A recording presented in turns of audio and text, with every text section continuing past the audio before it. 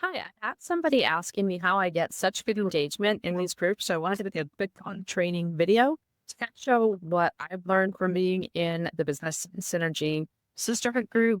And I'm applying this strategy to all the different groups that I'm joining. So number one, I love the way they have the point system built out where each level you do different activities. And so one of the things for such the do's and don'ts that I wanted to look at.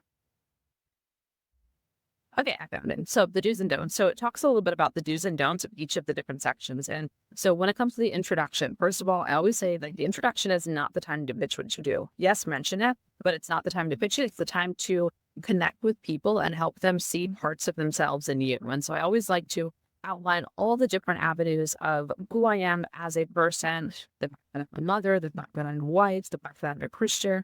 These are the things that I like to do in my spare time. These are the ways that I connect with my kids. These are all the different activities I like to do. And then I always like to put use a call to action at the end of everything I do. So at the end of this one, I like to ask, what part of my story do you connect with the most?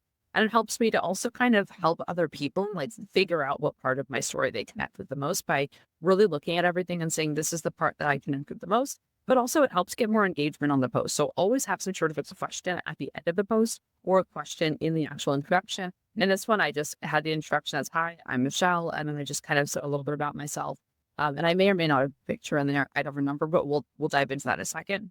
The next one was asking a question. So this one, I asked a question specific for support, ideas, and feedback based on my specific offer. So I am a mompreneur. I help other mompreneurs grow their businesses. I have multiple businesses in the past. So I have a pretty good idea of my ideal client. They're basically me 3 years ago, right?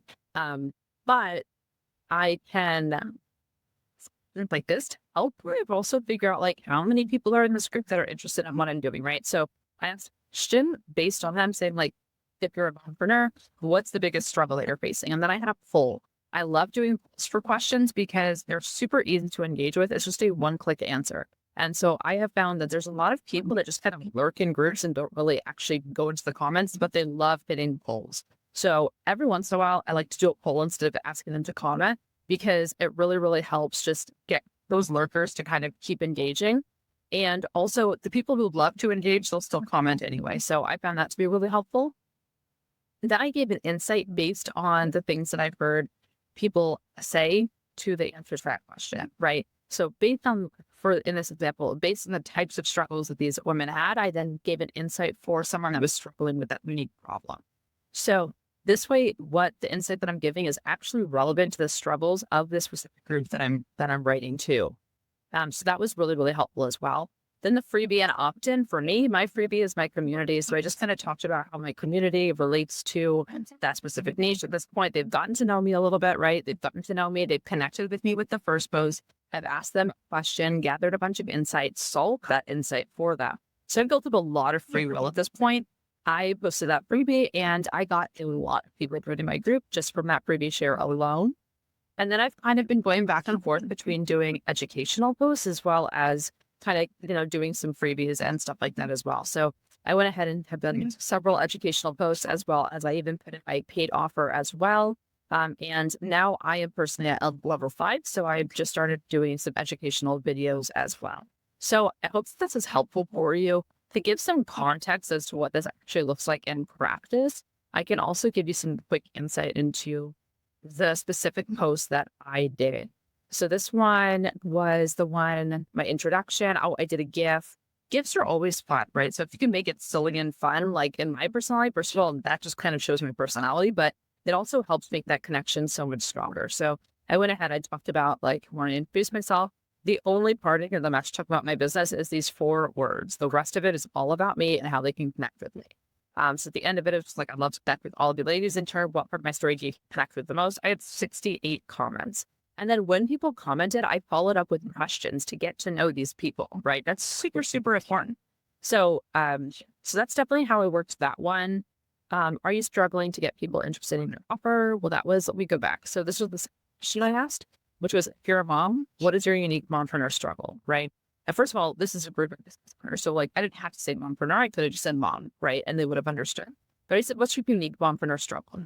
So I said, you ladies have been so warming that even though I've already been quite level 3 quite quickly, I would love to to go through each of the stages. So I hope you don't mind. So I'd love to connect and get an idea of how many of you are moms and what is your unique struggle as a mompreneur. And so for this, I gave some results. So I said juggling business and motherhood, finding the time to work in my business, and getting people interested in what I'm offering. Then there was also booking sales calls, soliciting sales calls, and other, and those did not get selected at all. But you can see the majority of them were juggling business and motherhood and getting people interested in what I'm offering.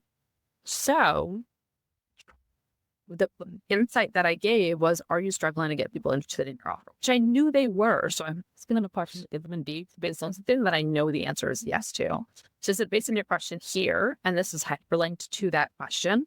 To the question post, it says, oh, looks like moms are struggling with juggling mompreneur or getting people interested in their offer. So I figured I'd use this opportunity to give a helpful insight. And then I just kind of gave some quick insight, right? Like, hey, these are the niches that tend to perform best. Why? This is the psychology behind that. And then some tips, like all your marketing operating should be end result focused. Most people don't care how you do it, just that you can get them there. I gave some examples. And then I gave them a quick action statement of what to do. And then I asked them to basically fulfill that in the comments. This got a lot of comments, but it's kind of funny. Half of them weren't even the action statement, but there were a lot that did. And then people were able to kind of talk in the comments and kind of cheer them on and give them feedback. So it was actually a really helpful exercise. I think that's the important part here is this given insight should actually be really, really helpful, right? I think that's a big piece to it. And then the level 3 post that I did being, so this was the freebie, right? So I said, what if building your business was a game? And then I kind of talked about because we do our mompreneur games, and that's kind of our unique mechanism for helping grow their businesses for free in the group. So we kind of talked a little bit about that. But basically, you can see, this is all end result focused. At no point do I really think about what we do in my group.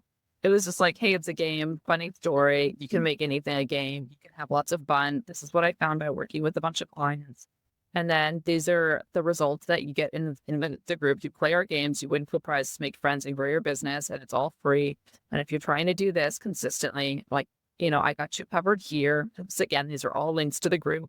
The 3 areas of business that most moms struggle with.